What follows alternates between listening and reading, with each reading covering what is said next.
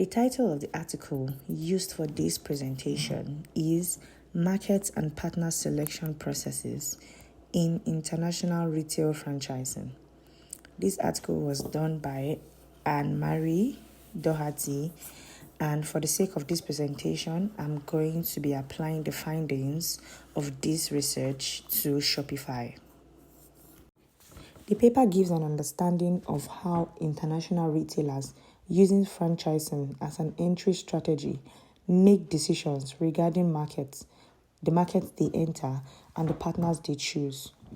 It introduces a conceptual framework that sheds light on both opportunistic and strategic behaviors in the market and partner selection process.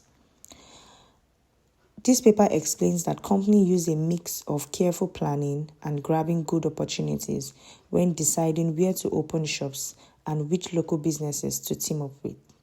For the sake of this presentation, I'll be focusing more on market selection process.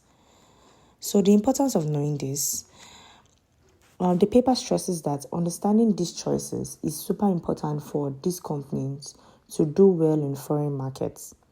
It is not just a step-by-step process, but it involves dealing with changing situations and working well with local partners. Knowing these things help this company make smart decisions and build long-lasting partnerships, which is crucial for their success in other countries. The data collection methods. This research used 3 main methods for their data collection. They used interviews, documentation, and observation. The documentation included press releases, franchise manuals, contracts, and consultant reports. The study emphasized more on interviews and documentation over direct observation. Triangulating the data by source rather than by method was a useful means of improving the validity and credibility of information.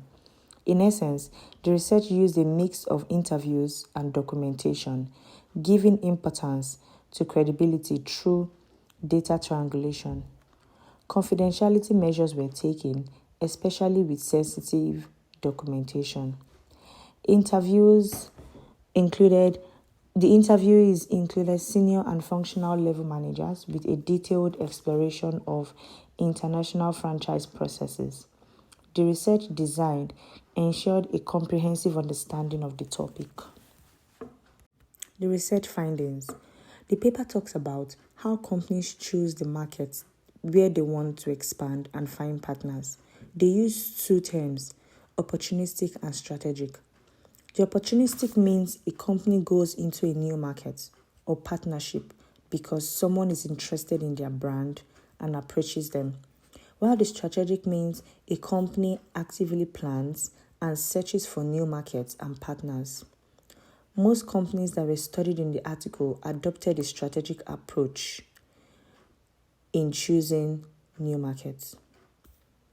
When companies decide which new markets to enter, they use various methods like hiring consultants, working with property agents, consulting government agencies, and seeking guidance from the British Embassy and country managers.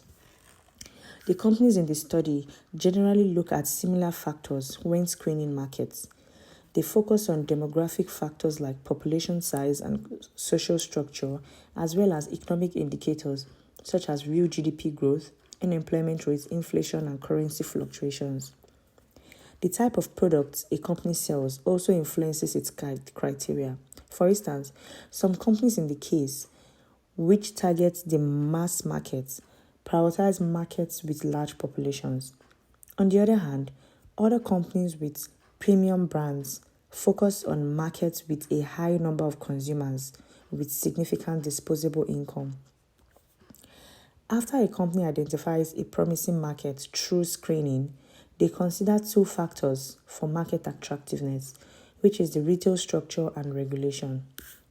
Retail structure involves companies studying the retail environment in the potential markets, including store locations, IT infrastructure, pricing strategies, and sales projections for the short, medium, and long term. They also pay attention to factors They also pay attention to factors like competition and the presence of international retailers.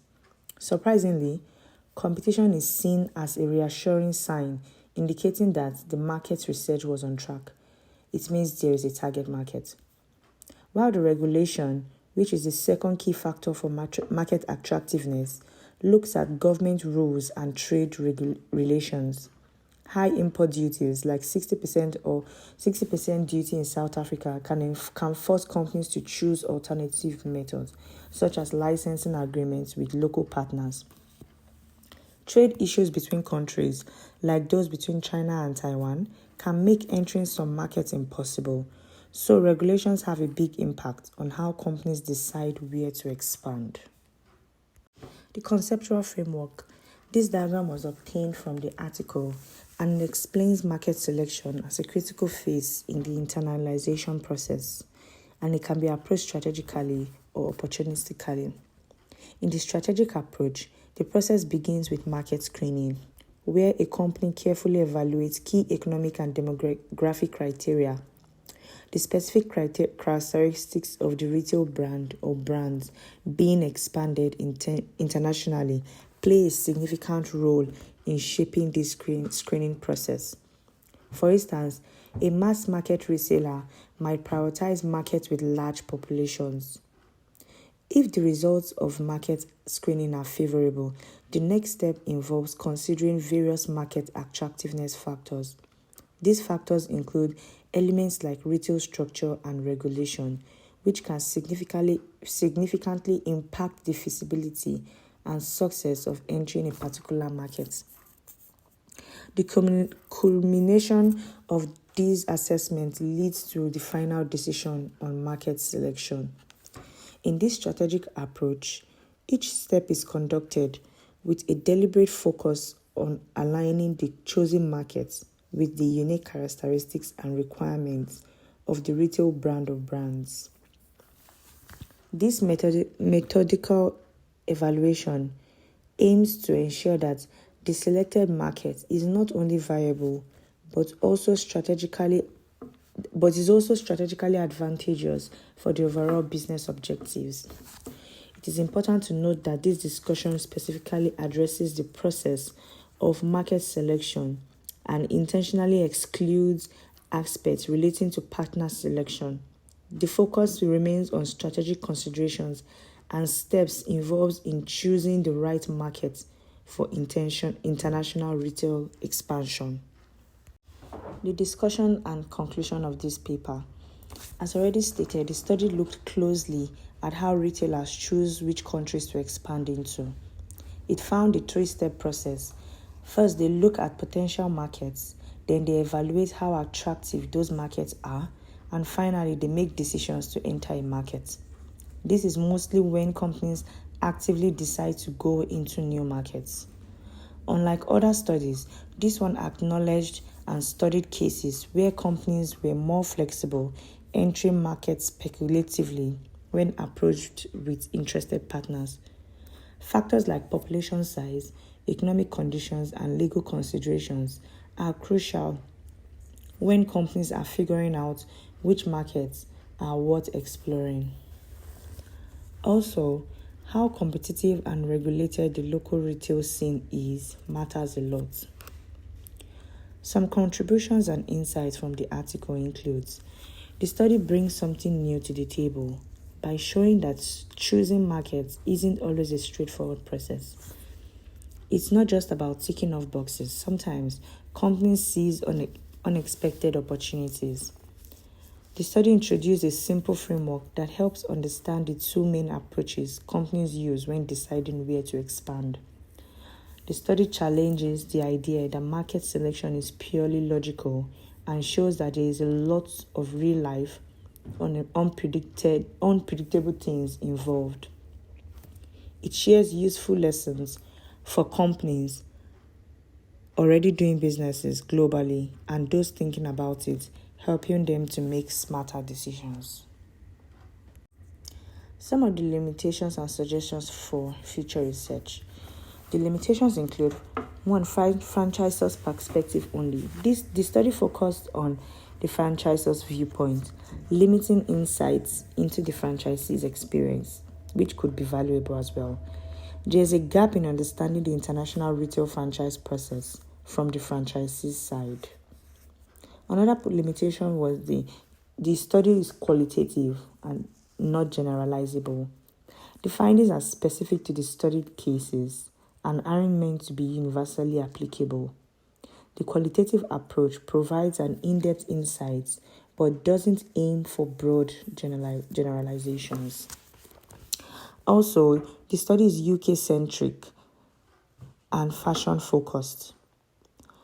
This study focused on UK-based franchisors in the fashion sector, possibly making findings culture-specific and industry-specific. Future research could explore other sectors, countries, and include franchisors with domestic franchising experience. Also, conceptual framework for quantitative study.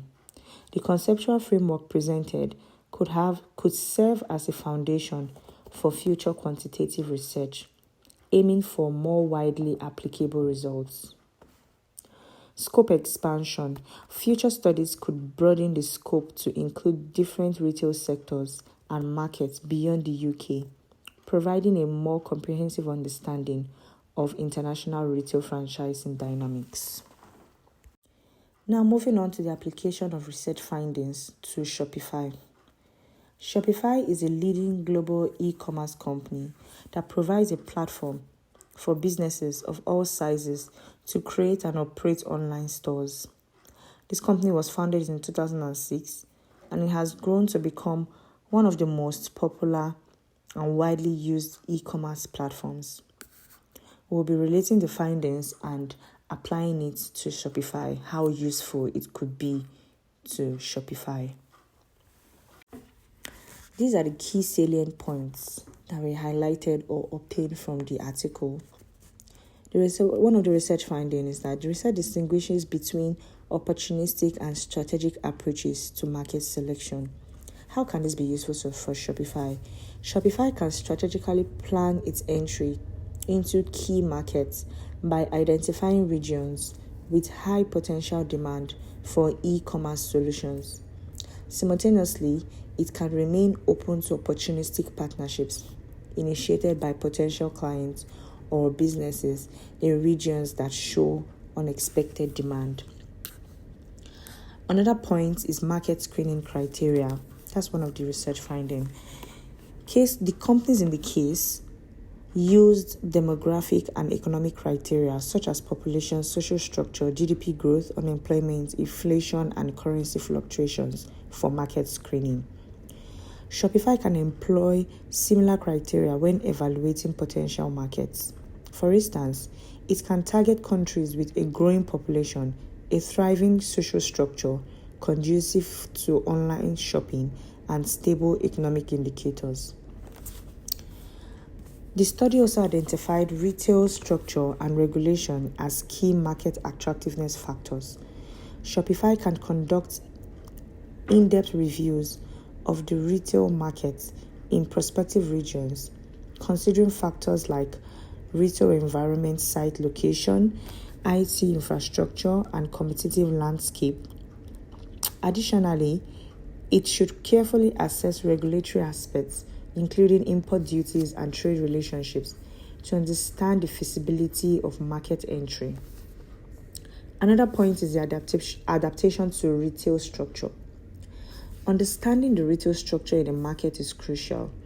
Presence of competition, both domestic and international, is viewed as a comfort factor. Shopify can adapt its platform and services to align with the unique retail structures in different markets. Acknowledging the presence of competition positively, it can use this as an indicator of a viable market and tailor its offerings to stand out. Another point is navigating regulatory challenges.